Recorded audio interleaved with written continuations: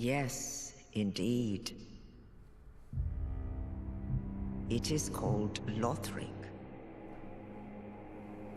where the transitory lands of the Lords of Cinder converge.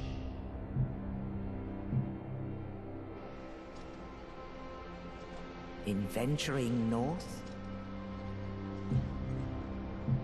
the pilgrims discover the truth of the old words. The fire fades, and the lords go without thrones.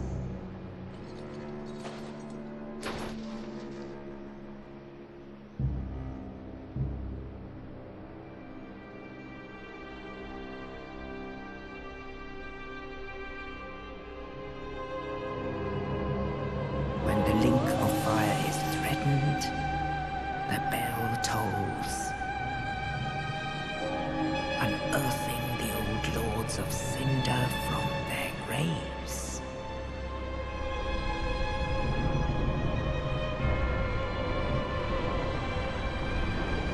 Aldrich, saint of the deep,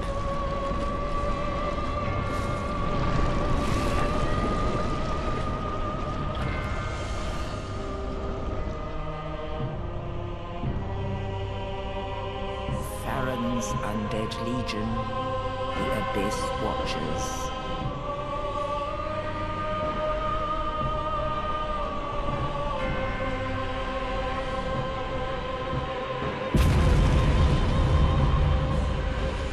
And the reclusive lord of the profaned capital.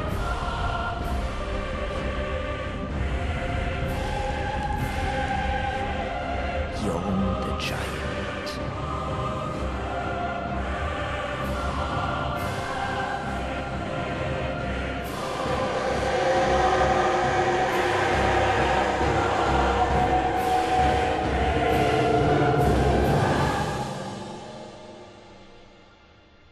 Only in truth, the lords will abandon their thrones.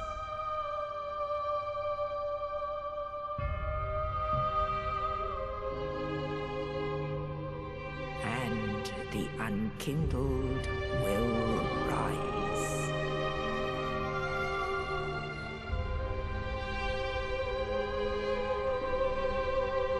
Nameless, accursed undead, unfit even to be cinder. And so it is that ash seeketh embers.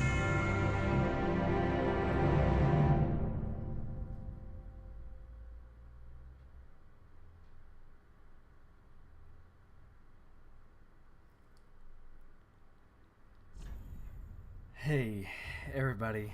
Dark Souls 3, let's go. I'm DylanTheVillyn, and it's time. It's finally time. I had, well, first thing I gotta get out of the way. I've beaten the game already. I've already cleared through the game once, and this is the second time I'm coming through. So I can be a bit more thorough, and I thought this is something I should record. Because this time, since I'm already knowing what I'm doing, and I know, where to go next and all that, I'm not going to be stumbling around tripping over my own feet, I figure I'll be able to be so much more thorough and see a lot more of the game as it's supposed to be, as it's intended, right? Now, even more preface to this, I have played through Demon Souls, not as much as I'd like, but I played through Demon Souls. Alright, I got through it. I'll talk about that later. Dark Souls, put like 1,000 hours into that. Dark Souls 2, played it a lot. Bloodborne, loved it, played it a shit ton. I got Platinum on Bloodborne, actually, and I think I got all the trophies. Yeah, I think I got all the trophies for it. And I got all the achievements for Dark Souls as well. Didn't do it for Dark Souls 2, and I didn't do it for Demon Souls. You can't make me do it for Demon Souls. I swear to God, that was the... If you look at the trophies on that, that's nightmares. But anyway, this is Dark Souls 3. And...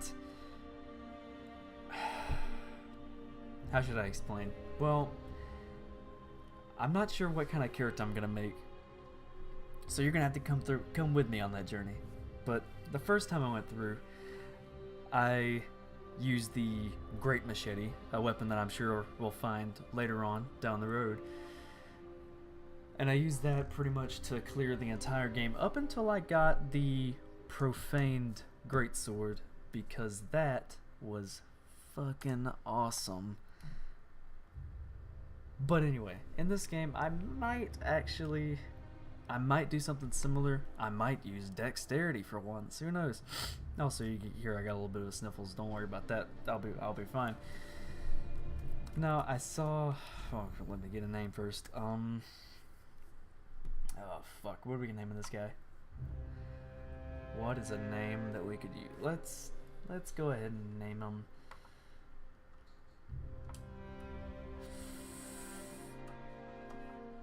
God, this is a lot harder than I thought it was gonna be. I've run into the first boss of the game, the character create screen. Jesus, I'm already falling apart here. Let's just name him DylanTheVillyn. At least I'll be able to identify it right off the bat. Male, sure. Young, class 9. I'll do all the character customization myself. I'm not gonna record that. Nobody wants to see that. But I will talk about the classes here. A lot of the things that I've seen so far, or a lot of the talk I've seen, is that the Knight has been the most commonly played class. I mean, it starts with good armor. I mean, I've always preferred using Knights, and the starting equipment's probably the most important thing. And he starts with a shield, a sword, some sturdy looking armor. However, in my first playthrough, I started with the warrior because he had the most strength. And in this journey, we will need strength. Although this guy, the herald, starts with also a good shield. Looks like some alright armor. Decent strength, dexterity, but some faith as well. Now, I don't know if I want to do a herald or a warrior again. I don't want to do a knight because people see enough of that, but fuck, maybe I'll do mercenary. That's more dexterity based. Well, pyromancer, god no, get out of here. Sorcerer, no thank you. Thief, herald. I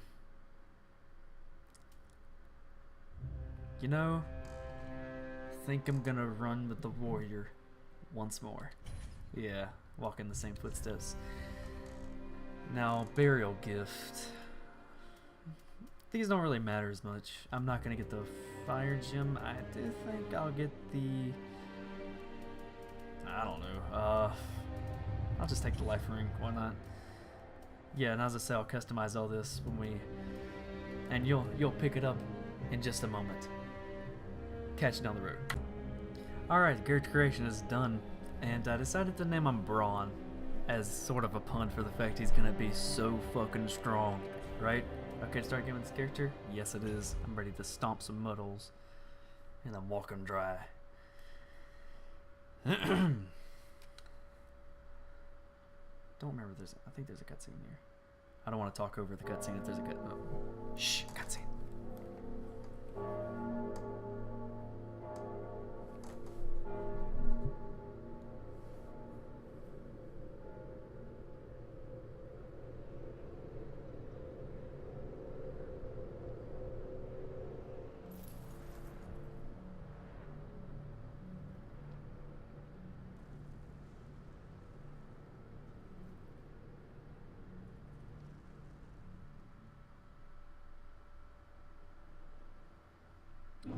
Oh boy, Cemetary of Ash.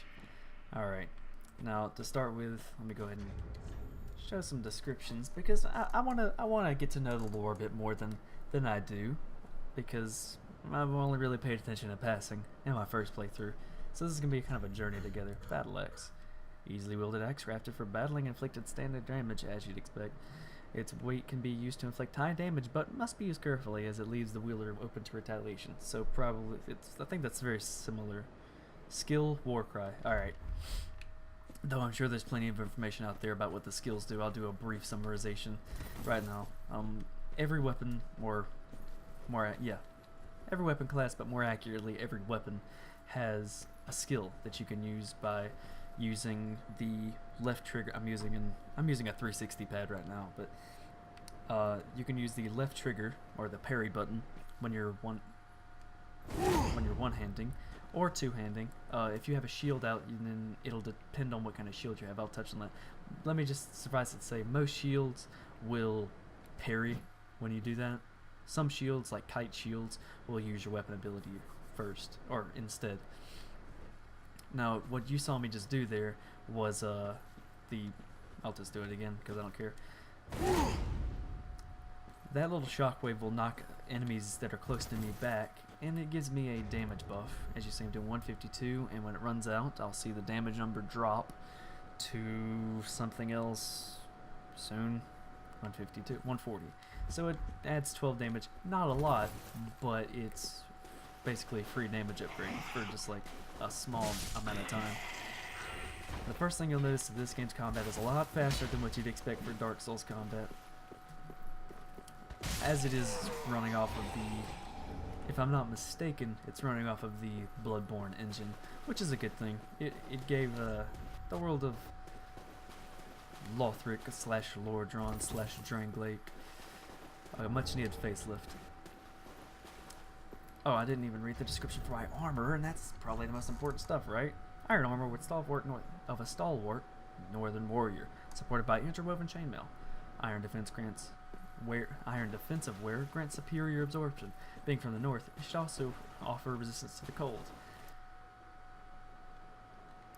What does the cold resist? Oh, frost resist. That actually does have pretty good frost resist. Did not notice that. Thematically, that makes sense. I do really like the helmet for this. It seems very, very Viking / Norman-esque. I appreciate that. Now, I really like this. I like the battle axe as well. A lot of the reason that I picked this class is because I already like the sort of weapons that. Let me just fucking kill these guys. You're not gonna see me talk about a lot of what's going on in the game for like, ow, Jesus, until I need to kill some crossbow dudes. Throw on back to Demon Souls right away with the crossbow dudes. But yeah, you're not gonna see me talking about the gameplay in this tutorial area very much. I'm going to be talking about a bit more of the lore and what the story direction is turned back. Always got to have a big challenge at the start of the beginning of the tutorial here.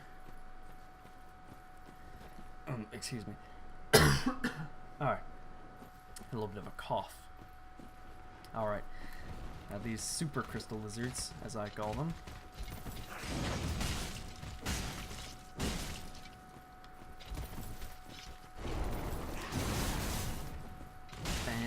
Alright.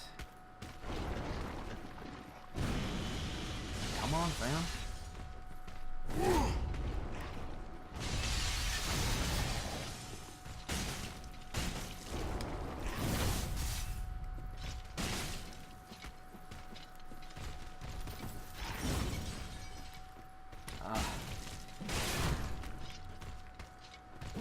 Well, that was a big miss, but it'll be alright. Ow. Okay, well, I'll just heal.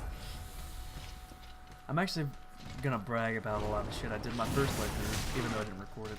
I did actually manage to kill this guy in my first try. I'm gonna say it was sheer luck. I was out of Estus. I just started mashing on him because he was close, and it actually worked out for the best. Clock him in the face some more. Hit him hard. Hit him. Gonna get him. Gonna get him. Ow. What? What? Come on, give me it. That's what I need. And got him. Titanite scale. Also, shiny over here that was meant to lure you into fighting the unwary or Yeah, I guess it'd be unwary travelers. Alright, you see me picked up Titanite Scaler. Reinforced Soul Transposed Weapon to +4. Soul Transposed weapons are boss weapons. It looks just like Demon Titanite, but slightly different, and it functions the same way as well. Titanite altered by Soul. Reinforces Soul Transposed weapons to +4. The reason it's only +4 because to get it to +5 you need a Titanite slab. The boss weapons require Titanite slabs in order to upgrade fully this time around. I don't know if that's a good change or bad change, but it's a change worth noting anyway. Weapons forged by Soul Transposition can only be reinforced by Titanite of the same kind. In rare cases, crystal lizards devour souls, growing to monstrous proportion and leaving these great scales. So that was technically a crystal lizard that fed on souls. That's interesting change. I'm glad that they have more of a thematic reason for some enemies. Just, I guess those are. Wait a minute! I just realized those fill the role of Titanite demons. Although, admittedly, Titanite demons are a lot worse. Though these enemies, they're not too bad. But Titanite demons were really shitty. They were always in very precarious locations. The one in Anor Londo was one that I'm talking about Dark Souls 1, of course. In Anor Londo, the room was very small.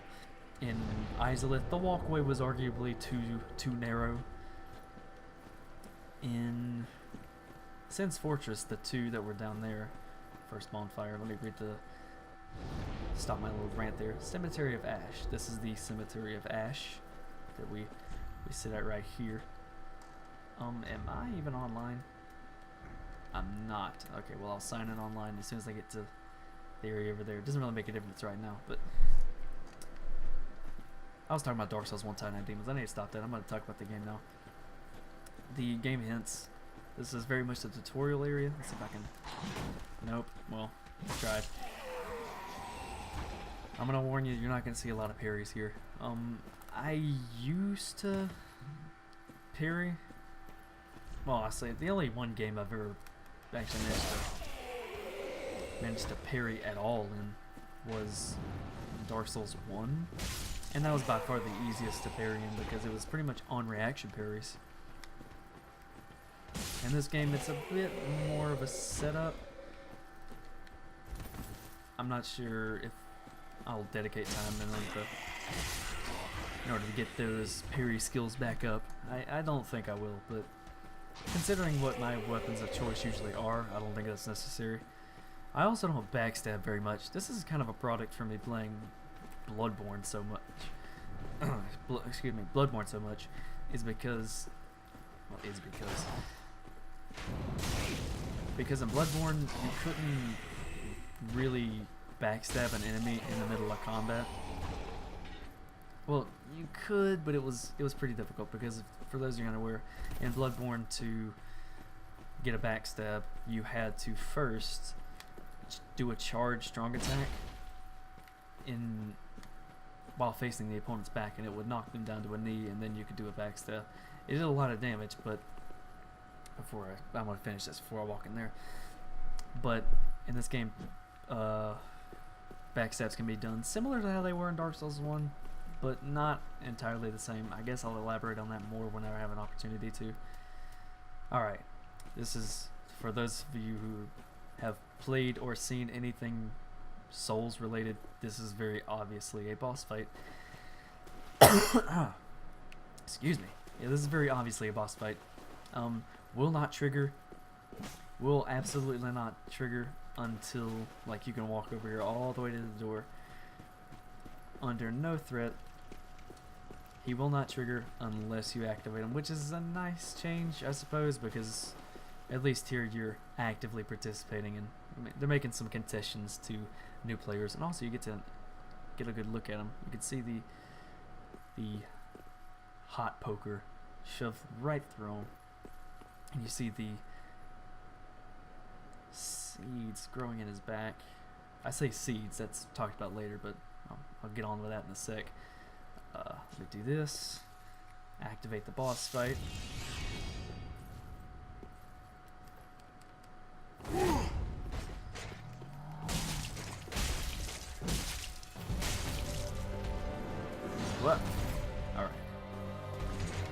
free damage on him there, right at the start. Woo! Woo! Easy. Udex Gundir.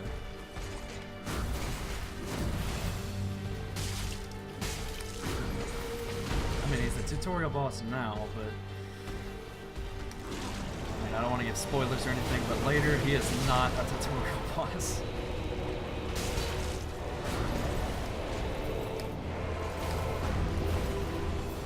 Yeah, he is a motherfucker later, because you do see him later as an optional enemy. And Jesus Christ. He is a... As of right now, you can see that he's not too aggressive.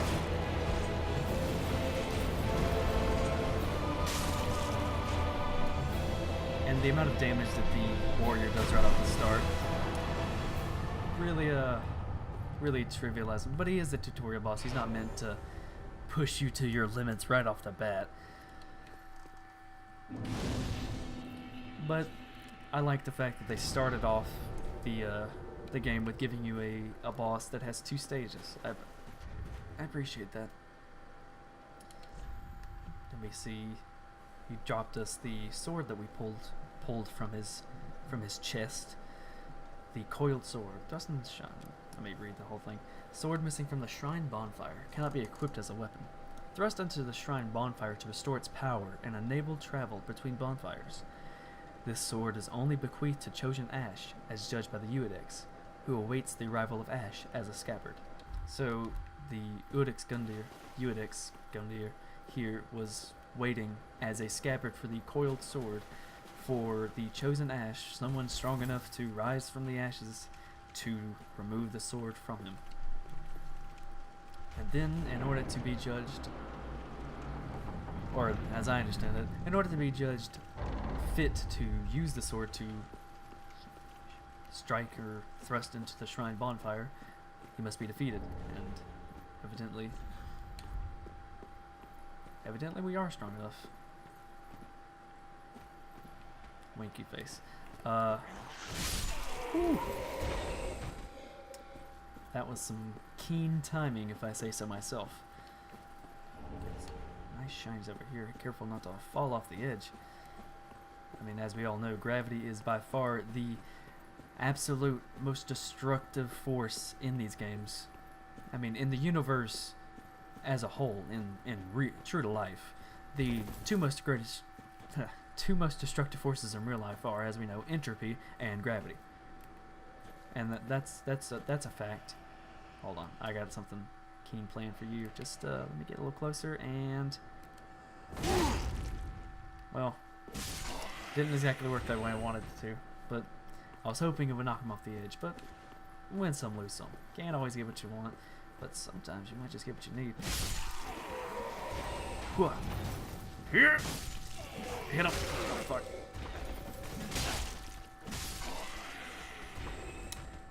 Dank. Also, something that I did not explain, but actually happened. When we killed the boss, Udex Gundir, and it will happen for every time we kill any boss, you notice that I have these little embers floating around me, and I appear to have some glowing hotness around me. That is because we are imbued with the power of an ember. This means that all this means is this is basically humanity. Whenever you are in this state, you're essentially human form, for those of you familiar with Dark Souls.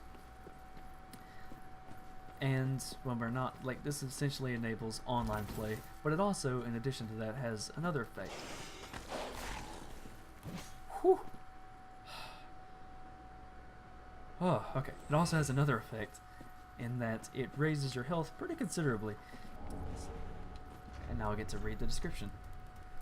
Gain strength of flame, boosting HP until death. No unkindled can ever truly claim the embers that burn within a champion's bosom, which is precisely what makes their yearning for warmth so keen.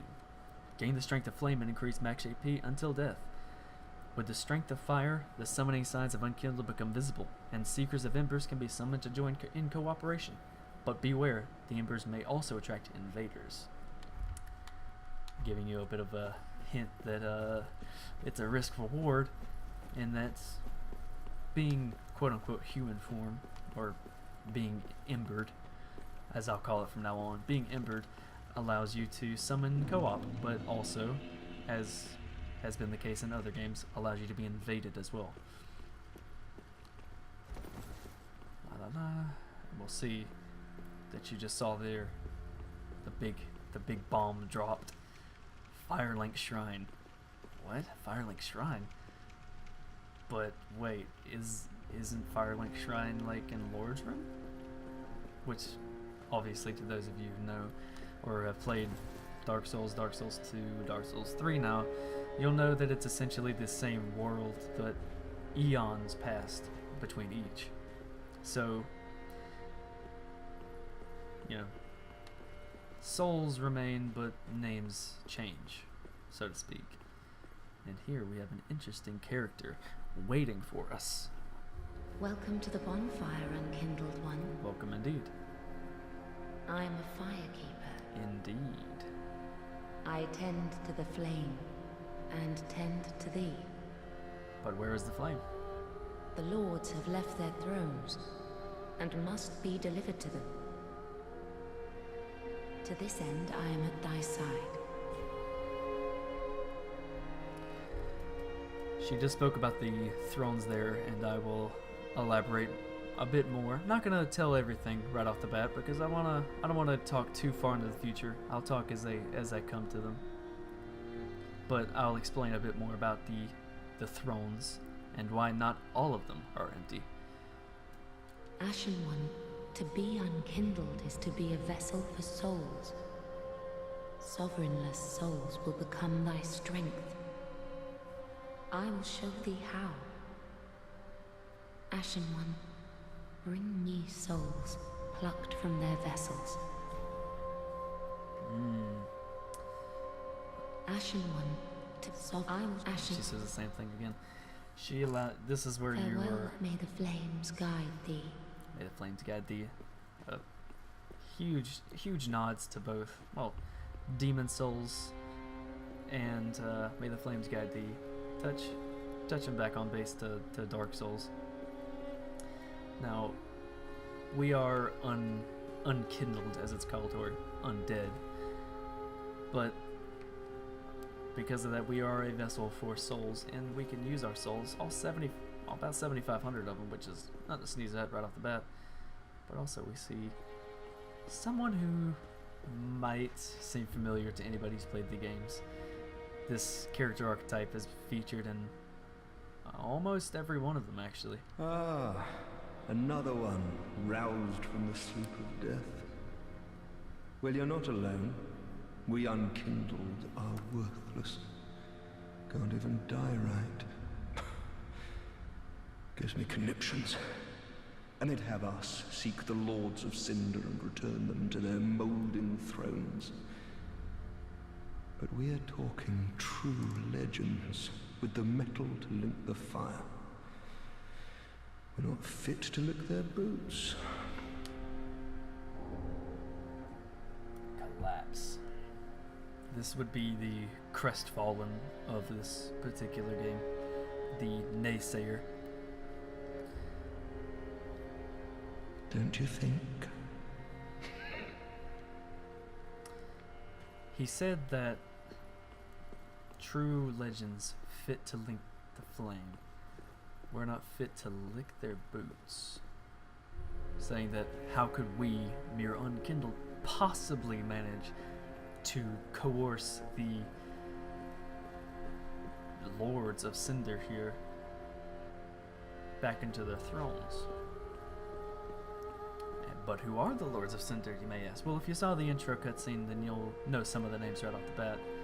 But the largest chair, Jorn the Giant of the profaned capital. Watchers of the Abyss. And you'll see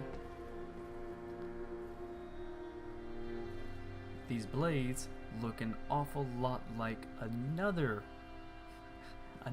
knight or watcher of the Abyss.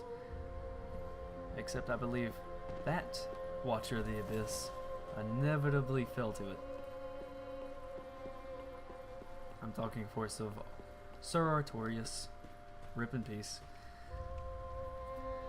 Up top here, in the large seat, heat radiating off of it. Holy King Lothric, last hope of his line. Interesting. Holy King Lothric, not mentioned by name in the opening cutscene. That's intentional. Oh. But who is this one? I'll talk to that guy in a minute. Because right now, I want to give you... I'll let him explain who he is. But there's one more empty chair here.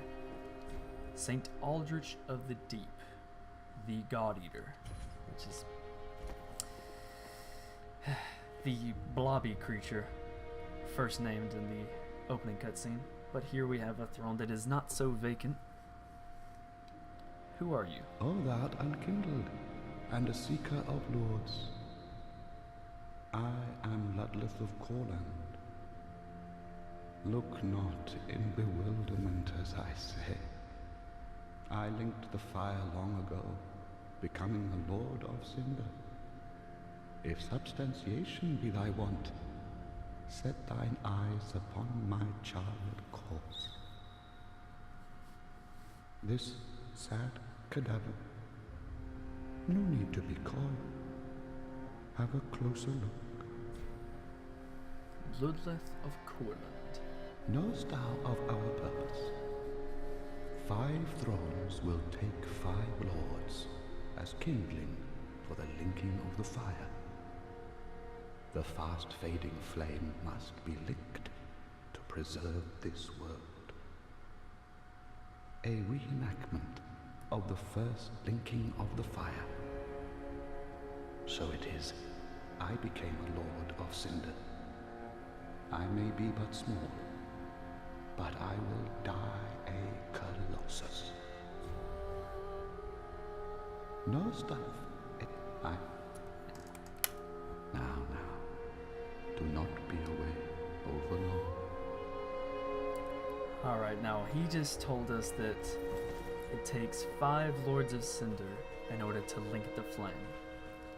And they plan on linking the flame quite literally, as in what Gwyn did in Dark Souls 1 or pre-Dark Souls 1. He linked the fire with his own Lord Soul. Now these don't necessarily have Lord Souls, as they've probably been diluted over so long, but these 5 are strong enough, have enough might in their souls to link the flame, to reenact what was done by Gwyn himself. Interesting.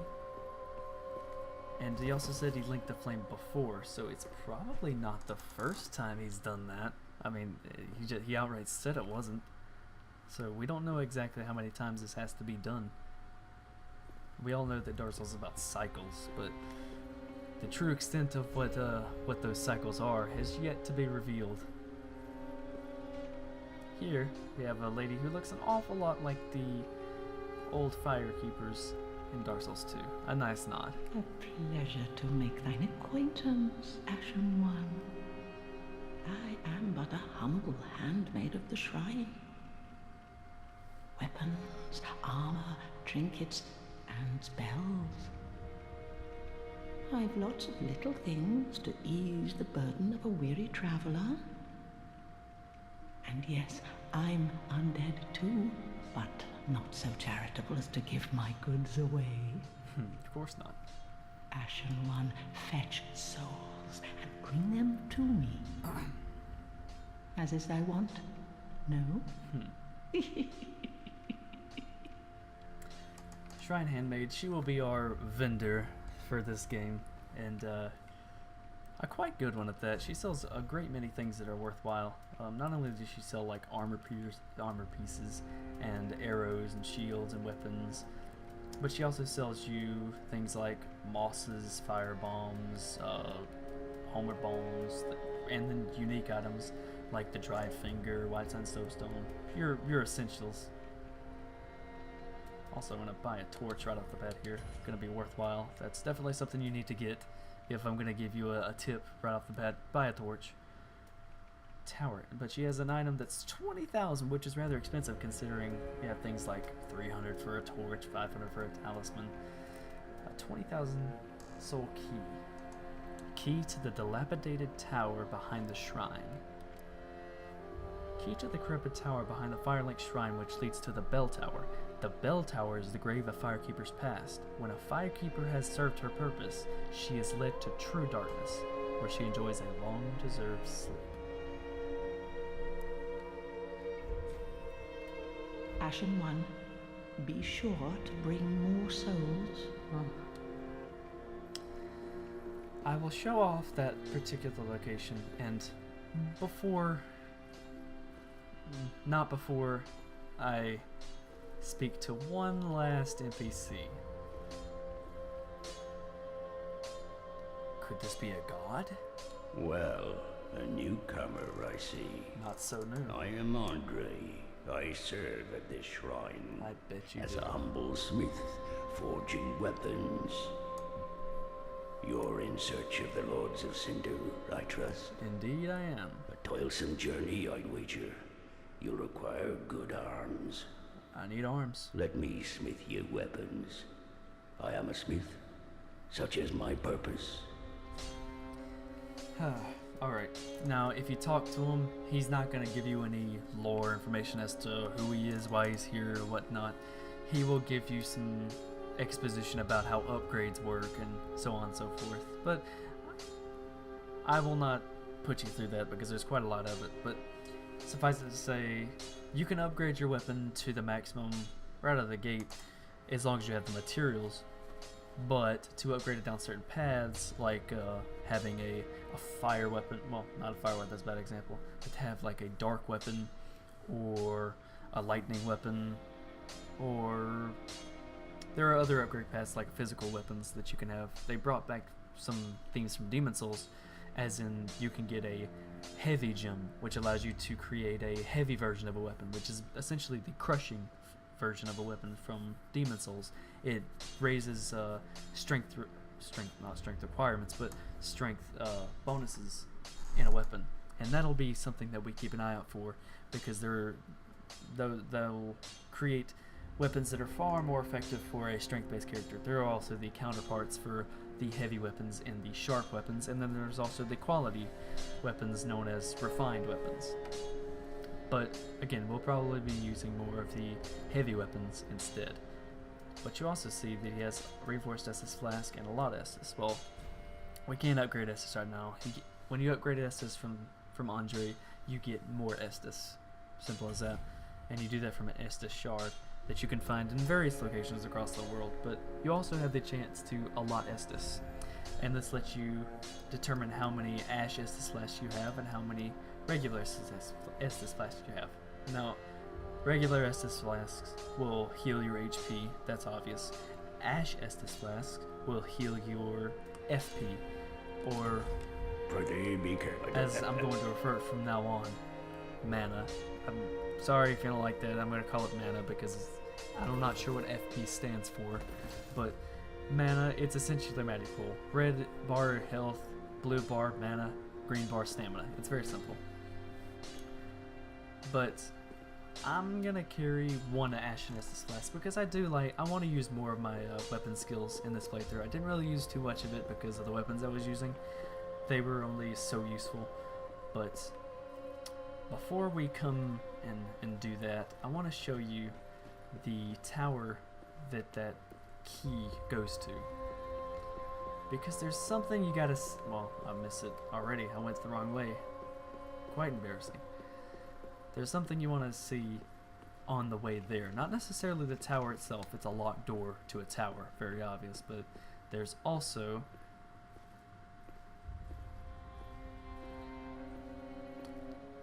a giant tree. Or a tree giant. A seed of a giant tree is yet to fall. Quite something. Oh, I am online. quite something. You remember these being in Dark Souls 2, where you would go into the memories, I suppose, of the giants. And yet it's here. Hopefully we'll figure that out down the road. And here we have the tower, also soul item. It's locked, as the key would suggest. And that leads up there, across the way, and to the tower up there, the bell tower. Shortcut here that we can't get to. And you see this right over here, shiny on there. See, oh, it's just a little hop. No, you can't jump up there. But I've tried, you can't. Invisible wall, but here, I'll get some shinies before I go and interact with that obviously vacant spot. Fit for a bonfire, if I say so myself. An ember, ooh. I gotta be cautious over here because we do have company on this side of the road. You'll see a man just over there wielding what looks to be a curved sword of some description. It's quite obviously a katana.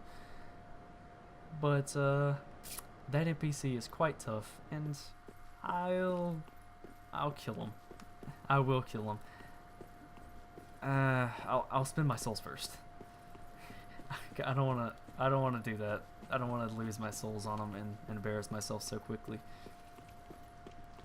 Just let me plunge down from the plank. Ugh. Embed the coiled sword.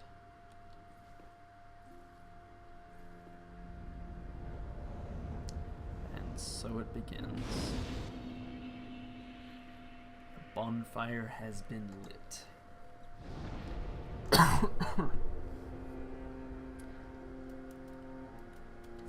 Bone unto bone shard, cannot do that. We don't have those. That'll increase the amount of health restored from an Estus flask. Tune spells, don't have any. Travel, and we can go straight to the high wall of Lothric right off the start. That'll be our destination. Here are the bonfires we've already touched base on.